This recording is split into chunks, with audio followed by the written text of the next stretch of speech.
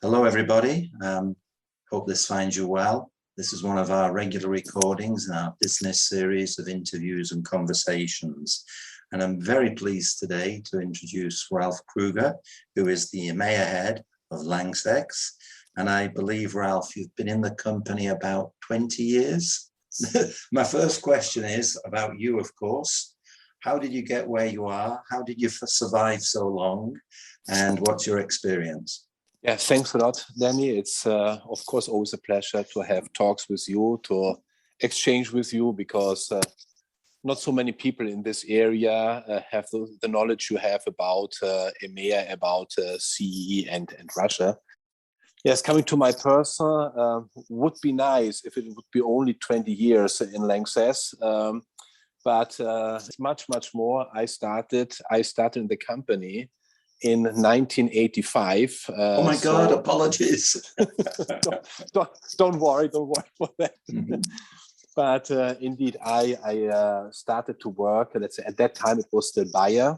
Of course, yes. In 1985, and afterwards, after the spin-off of the chemical business, I became LANXESS, and so I'm a person of the first minute of LANXESS.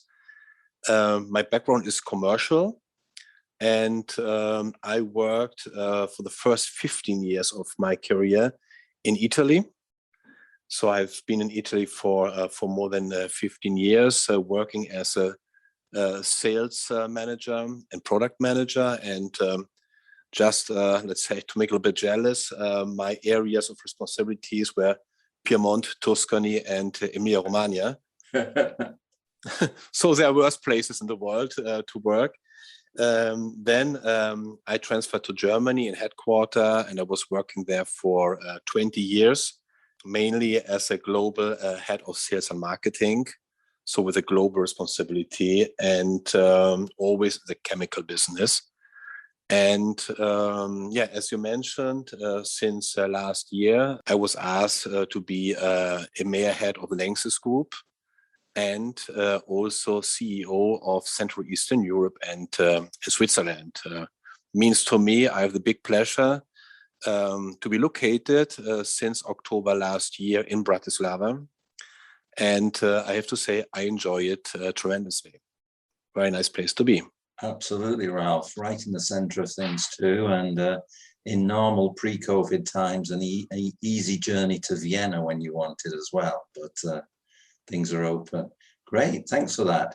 And I underline your survivability then even longer with that 30 years plus now. Ralf, we've had this COVID thing for almost a couple of years now, or 1.5 years. For your own company, what was the global impact and global trends, and how have you come out of it? And then, as you know, my next questions, I'd like us to focus in a little bit on EMEA and Central Russia, but globally, the big drivers, what happened, and how did you get out of it? Yes, thank you for the question.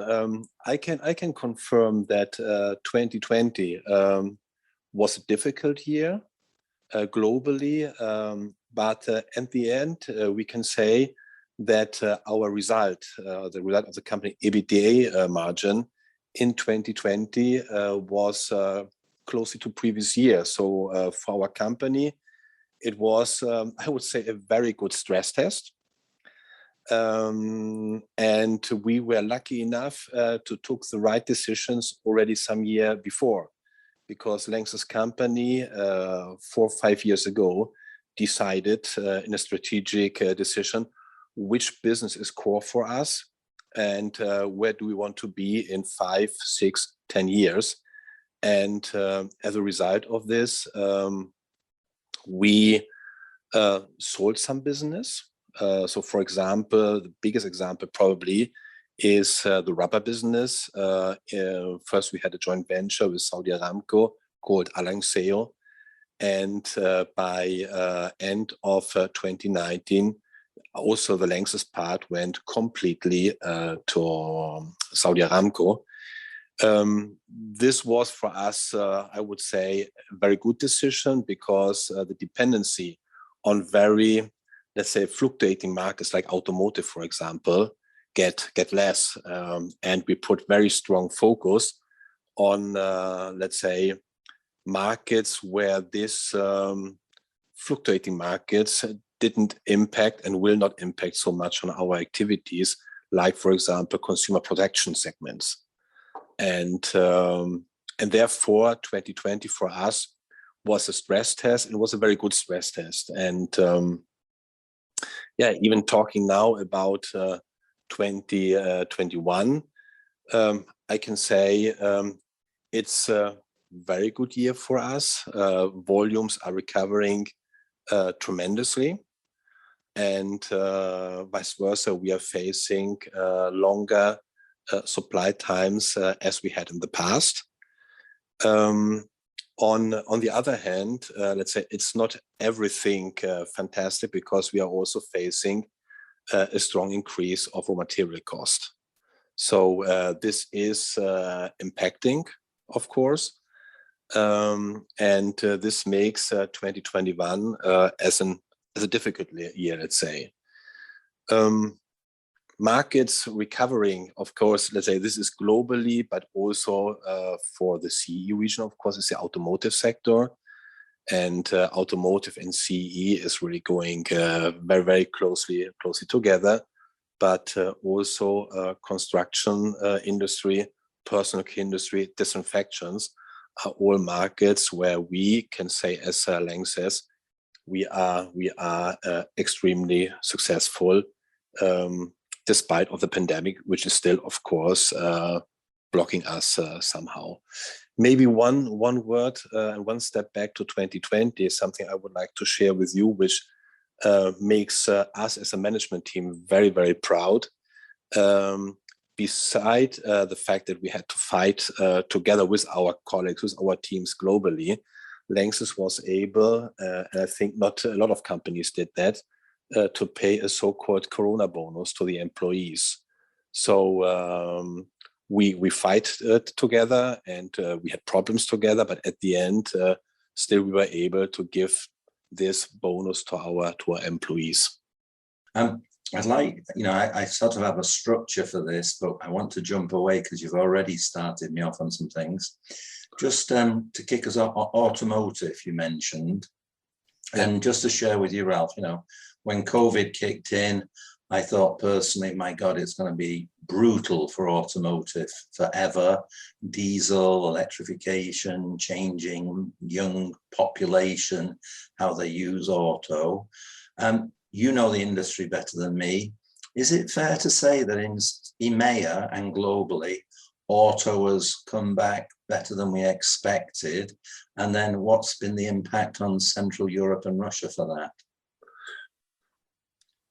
It's coming back very, very strongly. Absolutely right.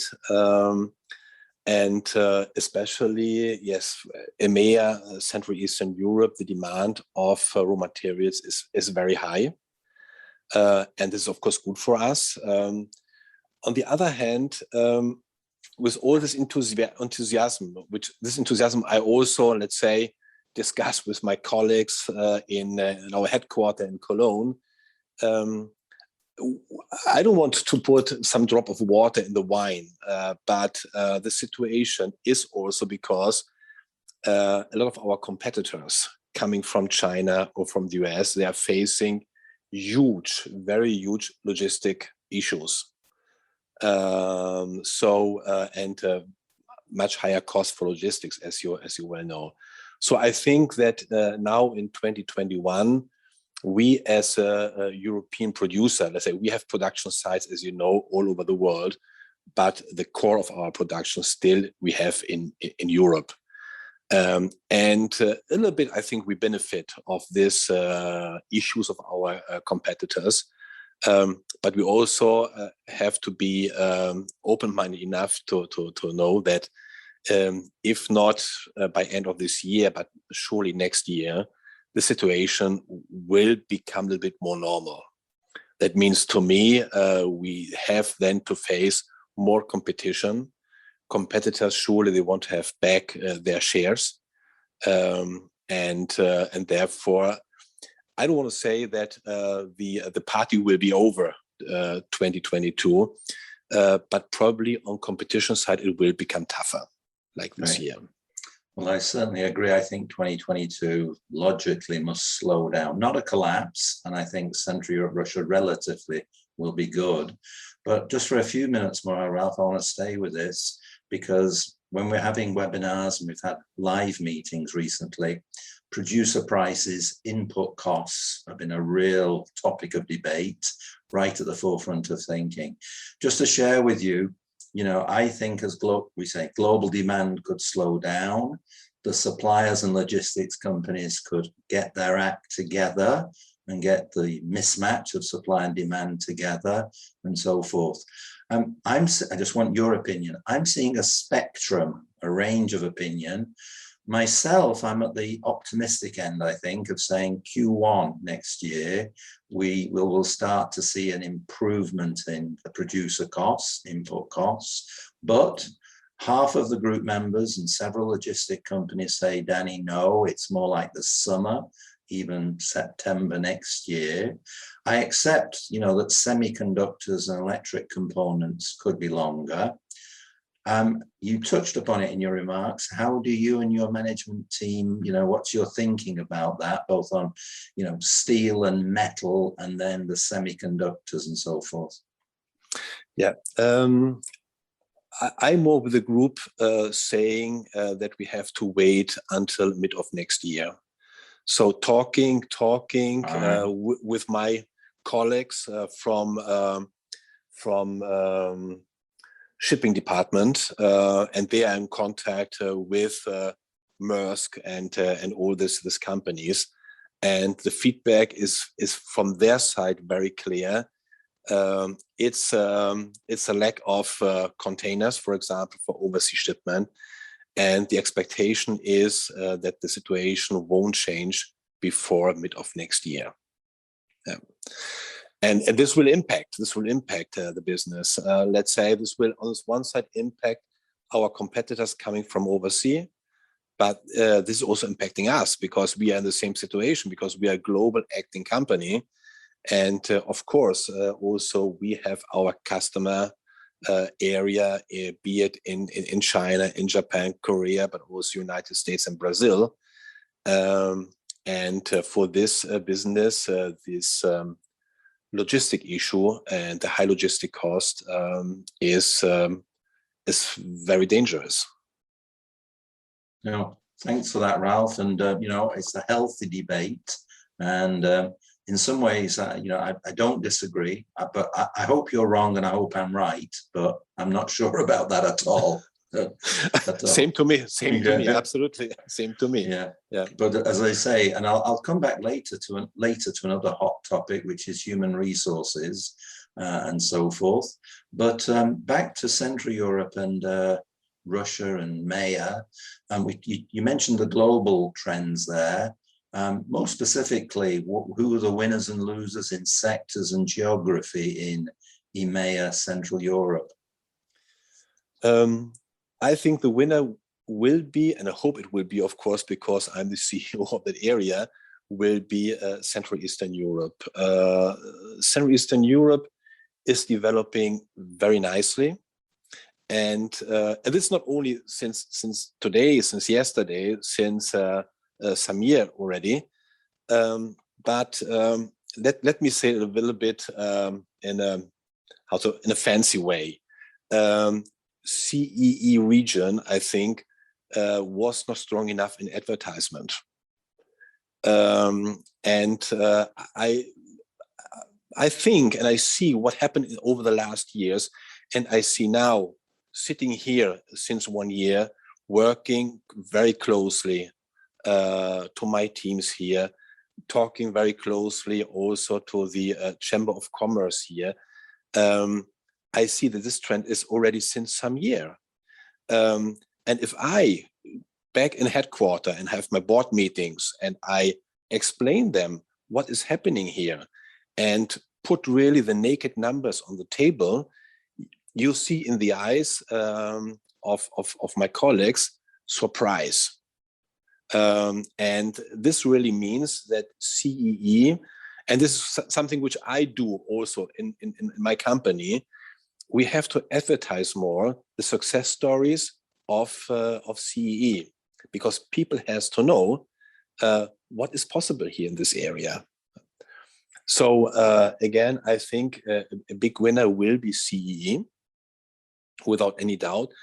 And also somehow Russia. You mentioned Russia. Let's say our business activities in Russia, let's say, are important, and I see that certain businesses, especially if we look into direction of disinfection, personal care, this is a segment which is growing also in Russia, so that we are also hiring new people despite of COVID. We are hiring people also in that area of our business. And maybe let me share one further information about LANXESS and this, let's say, personal or consumer care activities we have, because you might know that LANXESS in this year, let's say COVID year, since beginning of this year, we had 4 M&A activities. Yes. So we took over 4 companies with a very strong footprint in the United States, but also in EMEA. And the main focus of this 4 companies we took over is personal care, consumer care products. So indeed, since officially since some week, we have a new business unit in LANXESS called Flavor and Fragrances. And really we are building this segment today. As of today, is the biggest segment we have now in LANXESS. So there is a certain shift from, how to say, industrial products to consumer protection products.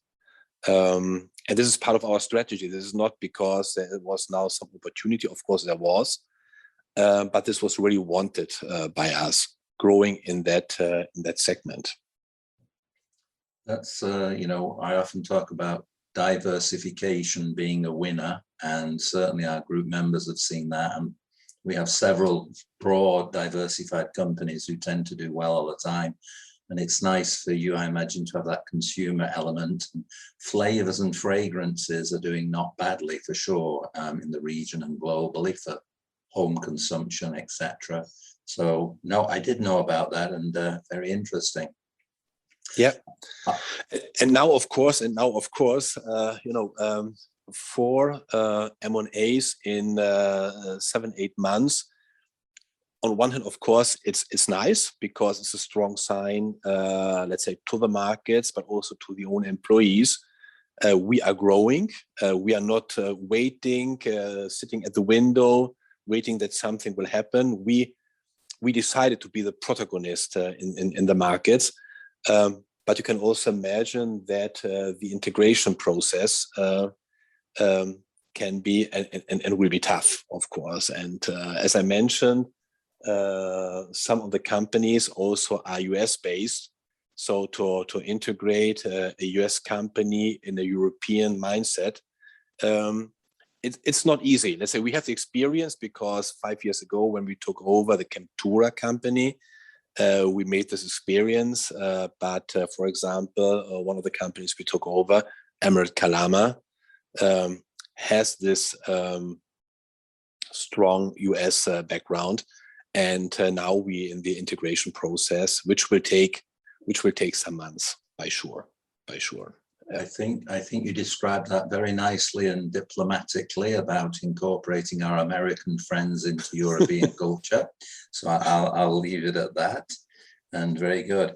But that expands my question later on digital, which I have.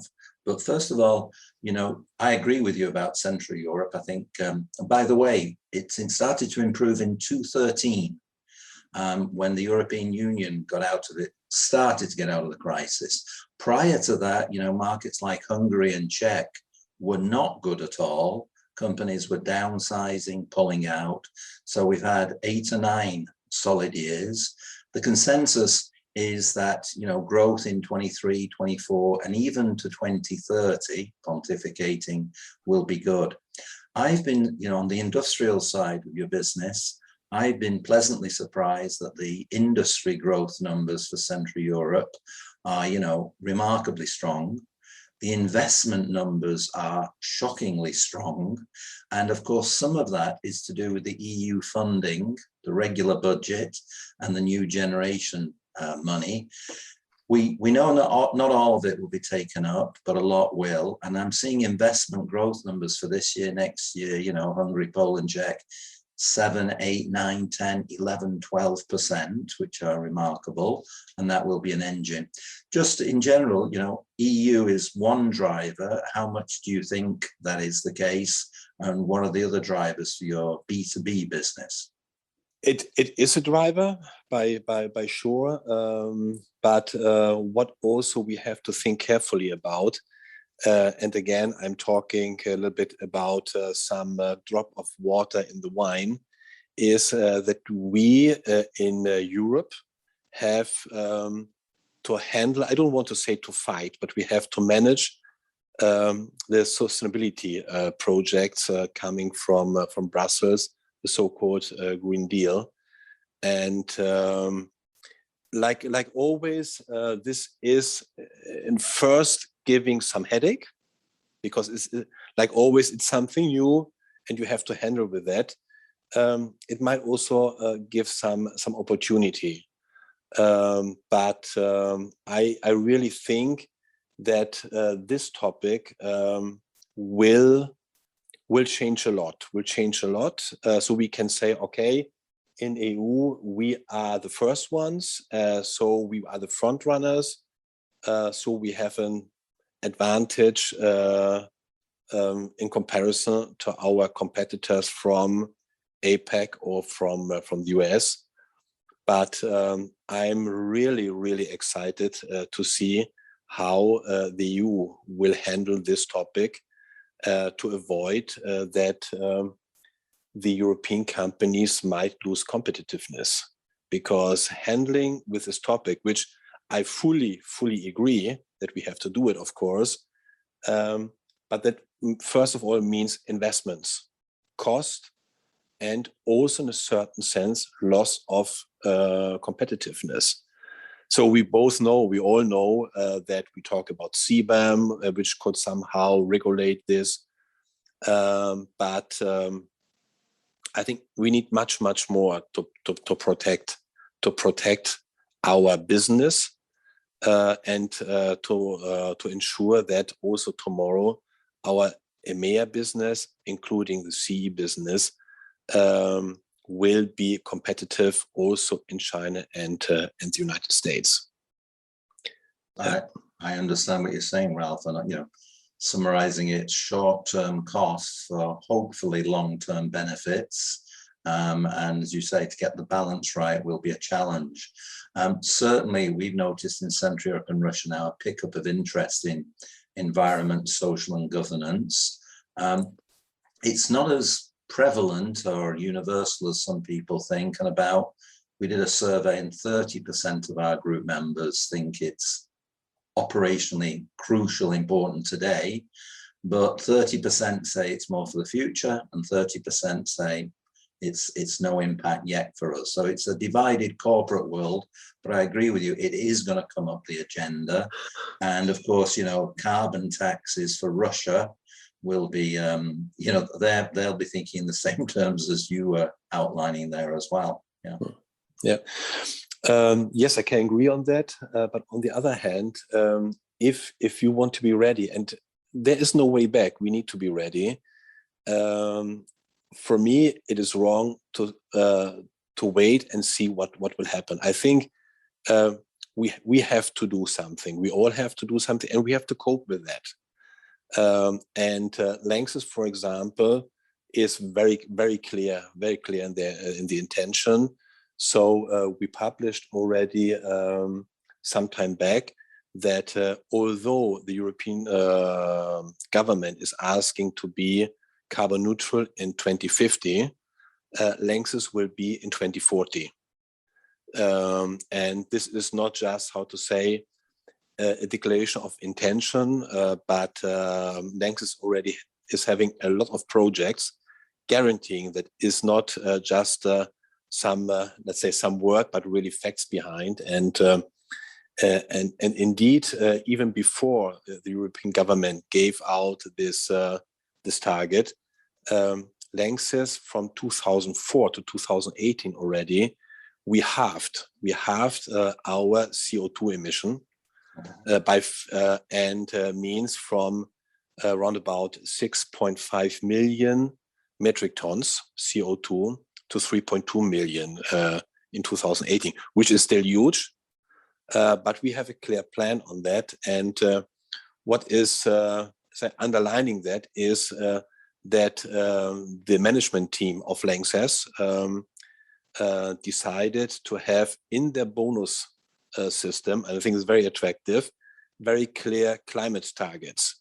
So if we as a company don't achieve our climate targets, we feel it in our own pocket. This is motivation, I would say, enough to do everything really to maintain what we are promising. 100% agree. And on that topic, just I'll be quick, is I think, the publicly quoted companies need that incentive from governments. Be good green and you pay less tax. Don't do it, you pay more tax. And then, of course, the big one is China and what China does with its policy, which is mixed, maybe. But I'd like to move on. Sorry, please, Ralf. Yeah, but the Chinese, they are smart enough to say, yes, we do it as well. But guess what? The target is 2060. So 10 years after the European target. So again, China is for us an important business partner, and we like to make business with China, but they are smart. They are really smart, and they know exactly what they do. Russia is trying politically and commercially getting closer to China. Of course, this is a 10-year trend now. And, they're not cuddly, soft panda bears. They're, tough and astute and commercially strong. So good luck to Russia on that. I'd like to move, Ralf, to, digitalization, e-commerce and everything. And now with your, newly acquired business and diversified business, just in a nutshell, internally in the company, how's the digital transformation going? But very much to the customer. And I would just preface by saying, we see and think that e-commerce digital relations B2B are more challenging than B2C to the consumer. Now, I'm not saying e-commerce to the consumer is easy. The joke is you just have to be Amazon and you can make a lot of good money. So that's all you need to do in consumer. But we understand the e-commerce for consumer, get it out there, do it, win, lose, whatever. But B2B, do you need it? Is it still the sales reps? Is it still face-to-face, old style distribution and wholesalers? So how's digital and e-commerce for your company? Just to put it in a nutshell, and then I will explain it, for me, it will be always a hybrid situation.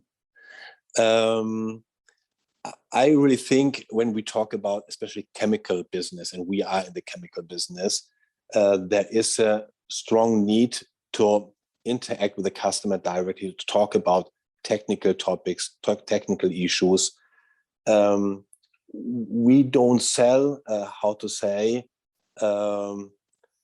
something which is not we say something which is dangerous also. You cannot sell just a chemical substance when somebody makes a click like on Amazon, just to say.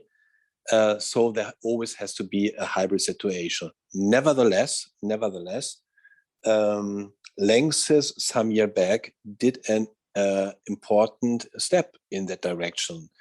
We formed a company which is the biggest chemical e-commerce platform in Europe. Company called Chemondis. Okay, thank you, Ralf. And this company is extremely successful. It's a platform It was formed by LANXESS. I don't want to say something wrong. I think about 3-4 years ago. And let's say it's extremely successful. We evaluate the clicks, of course, you see there. And it is something which is not in our own organization, completely independent, This is also crucial due to every antitrust law, of course, because there is interaction with customers, with competitors. We are completely out of that. But we believed, and we still today believe in this company. And they are also different people, you know. They are so-called techies, people who are, or some colleague also call them nerds, if you like.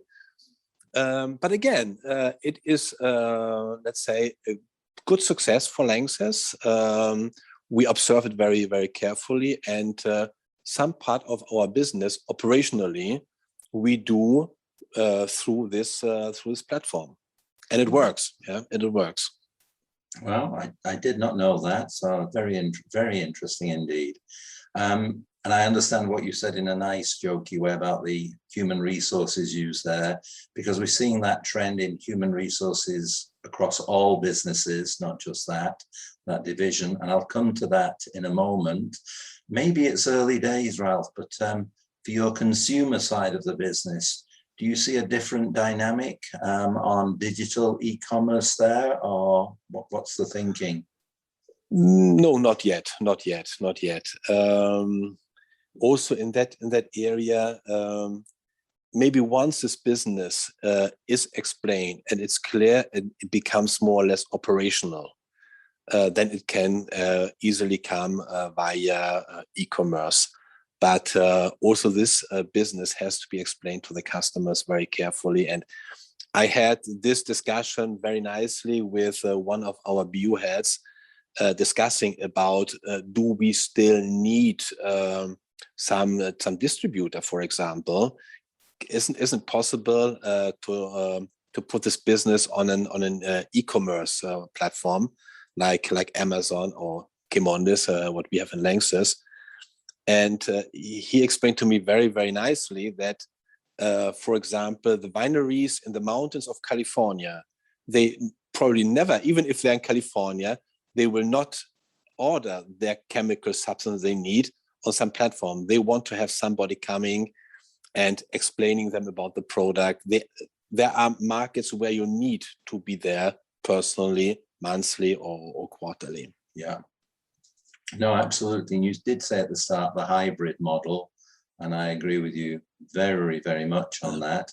You know, companies in pharmaceutical and medical are looking at the sales rep model. They were doing that before COVID and wondering how efficient it was, but definitely hybrid, and I agree.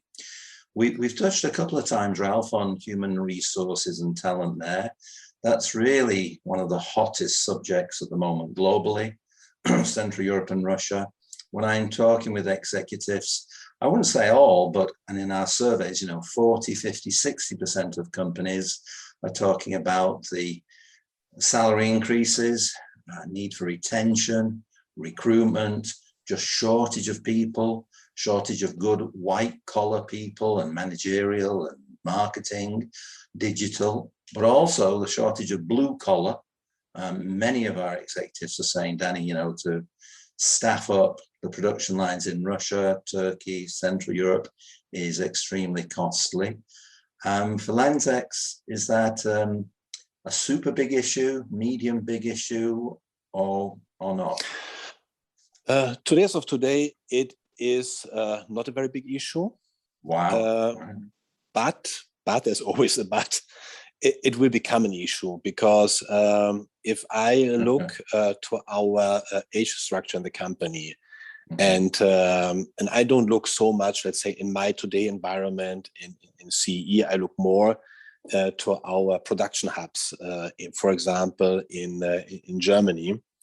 The age structure is saying that in the next 5 to 10 years, we will lose a lot of resources, and linked to that, a lot of knowledge. I think everybody is very well aware about the fact that somebody working on the plant, of course, we have fantastically guidance how to operate the plant. But there's also the human being factor, you know, and these people now maybe having an age 55 plus, they have such a great knowledge, and they will retire very, very soon.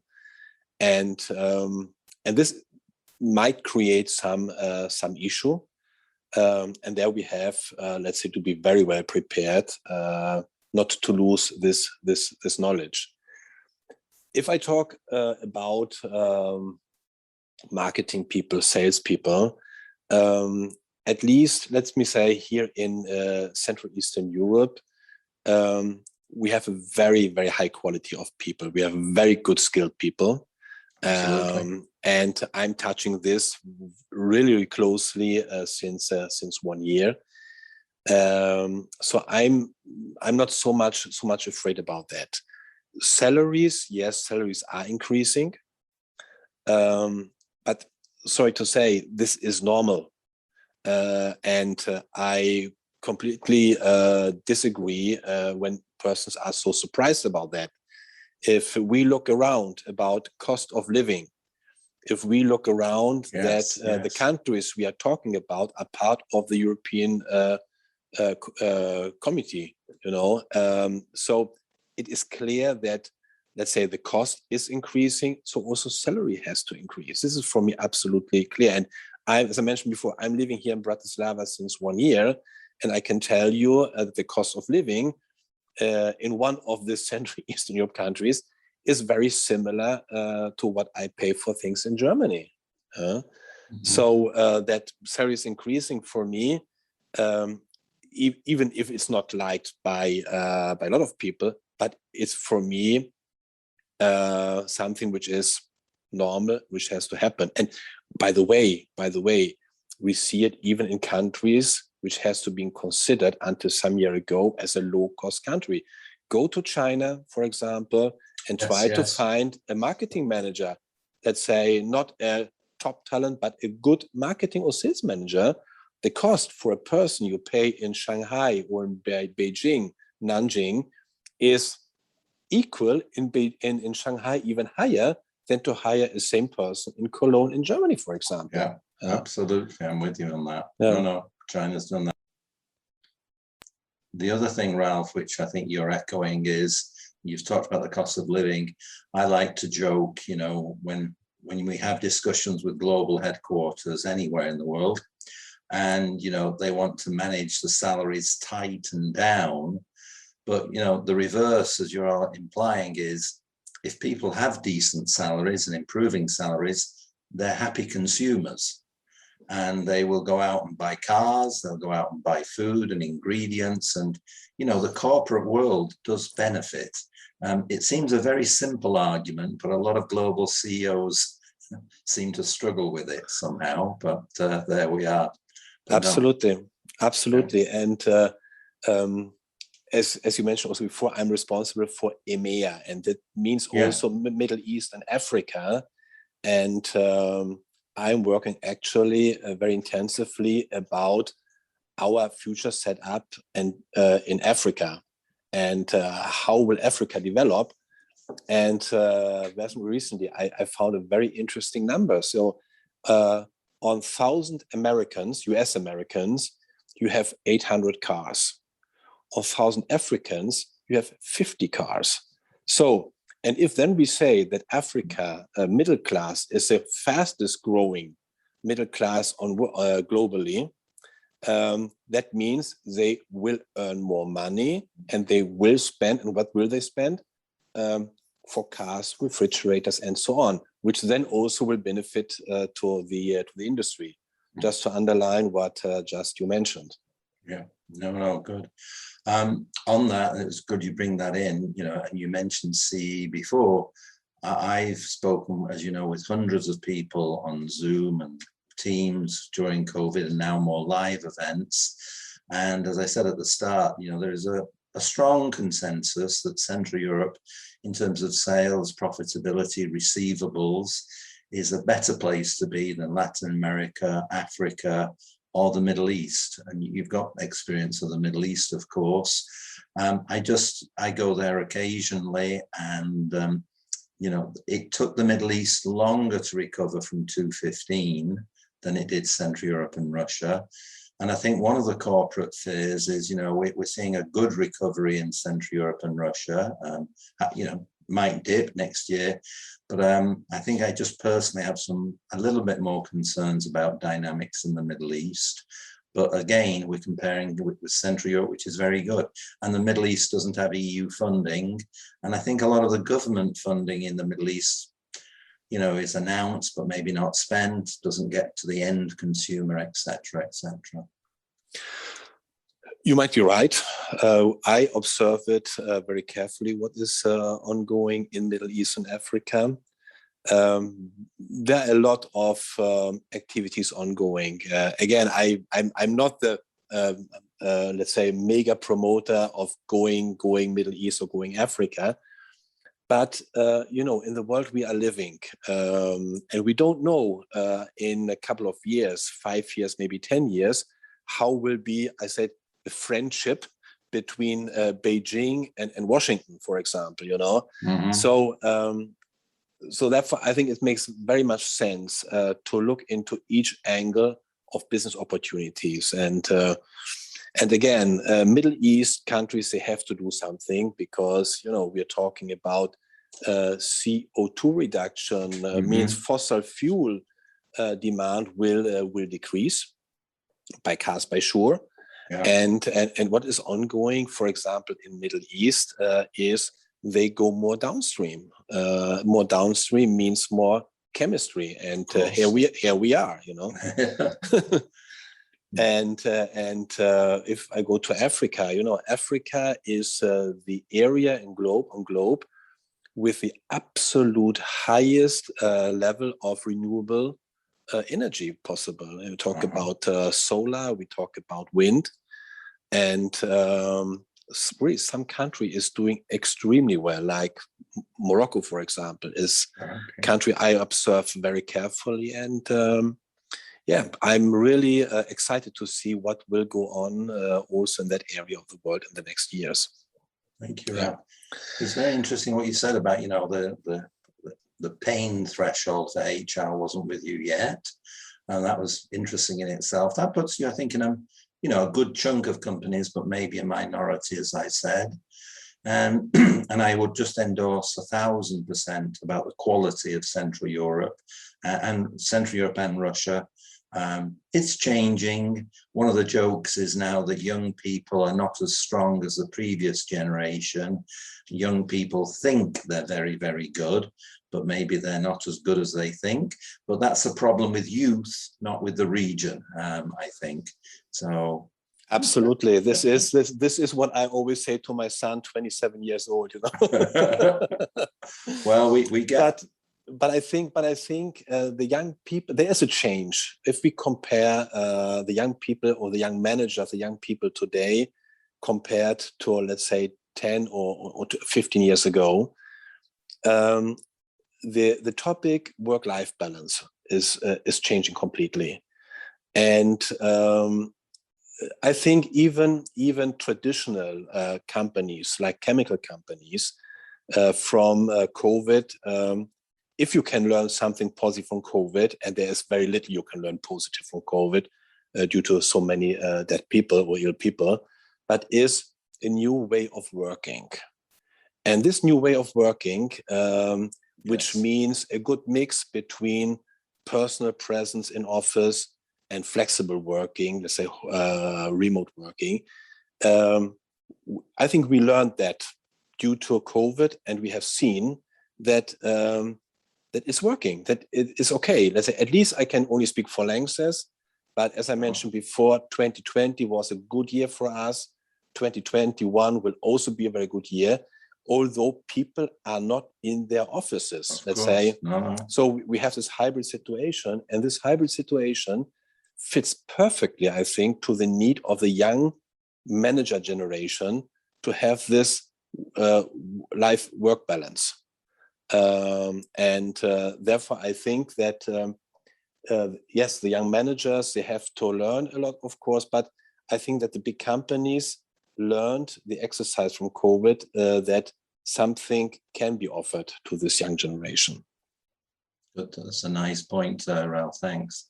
As I said at the start, Ralf, I wanted to do about 40 minutes together for our listeners. That's a good threshold, not too short, not too long, that we don't get too boring. But we have a little bit of time. Just want anything else that, on your mind or that's affecting your business that we didn't touch upon?